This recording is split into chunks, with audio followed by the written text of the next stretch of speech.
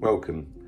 I want you to think about waking up next week in this world and that the entire human race has gone, apart from yourself.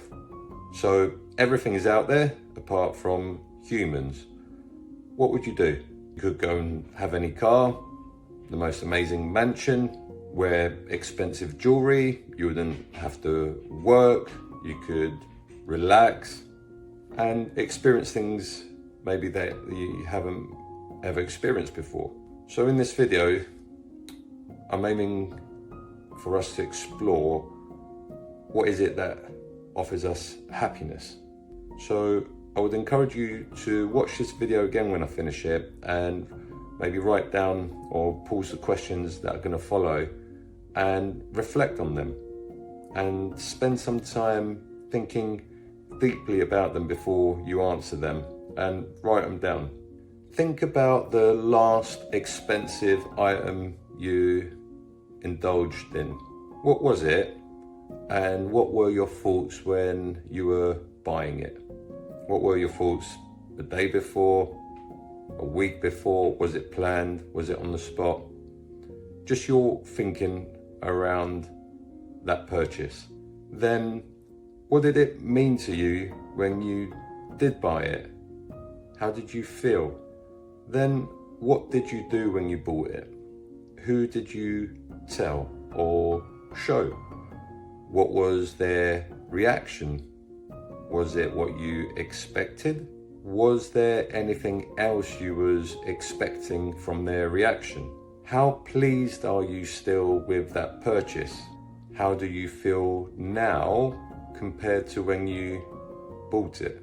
If there was no one else to share your purchase with in terms of your thoughts or excitement, how would that be for you? Now, you may be thinking, all right, Andreas, I know where you're going with all of this, that we're all materialistic and we need to get a grip. So I'll let you know, I live in a very nice 6-bedroom house. I've always driven very nice cars.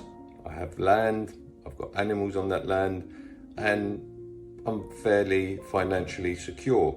Am I materialistic?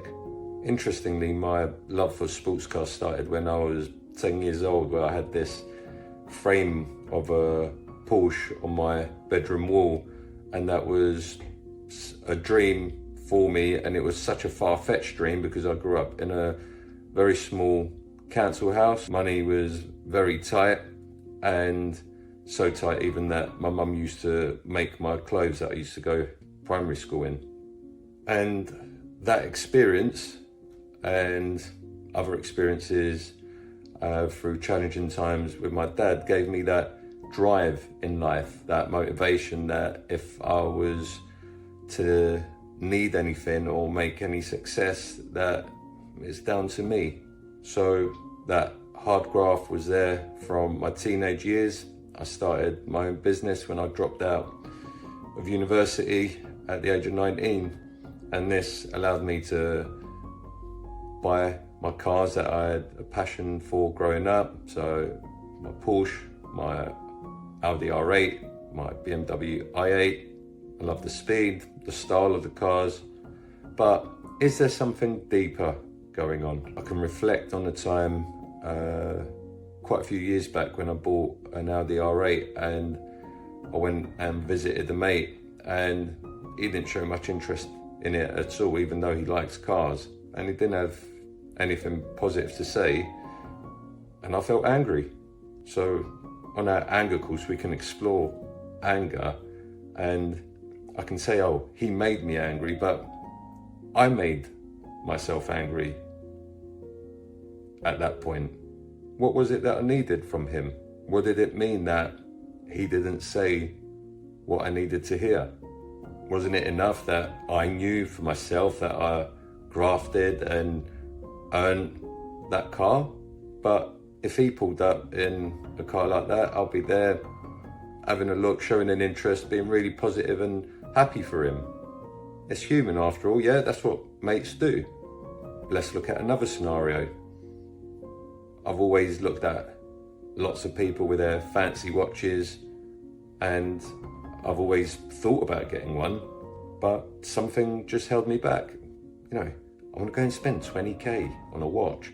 And even though I could afford it, it just felt like a silly amount of money to spend on a watch.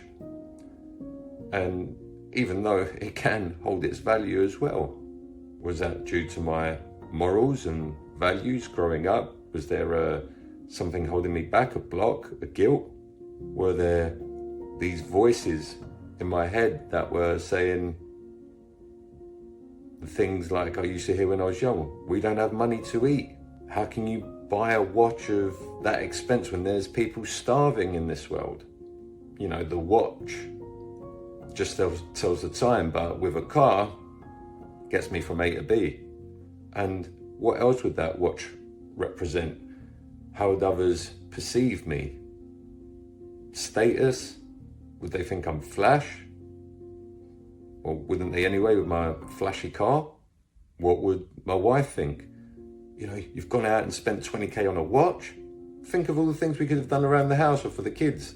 So I'm giving you these two examples, these personal examples, and sharing them with you because we can go through these questions, and especially the answers we put down, and dive so deep and reflect, and there is so much information there, and I've barely scratched the surface with what I've shared with you.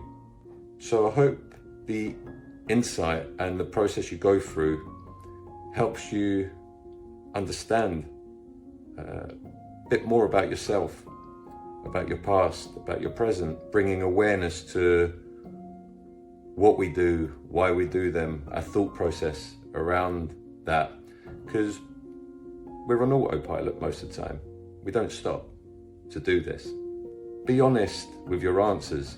There's no right and wrong. It's about discovery. And this is not around not making that next purchase. This is not about feeling guilty or shame.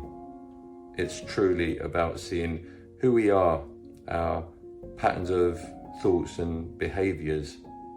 And if there is anything you need support around this, or would like to talk about this further or delve deeper or go through any other exercises that I go through with my clients, I welcome you. You may be at a stage where you're trying to find yourself, feel stuck, questioning your actions or others' actions, or trying to find a different path in your life's journey, and you're not sure how you can achieve that. I can help guide and support you.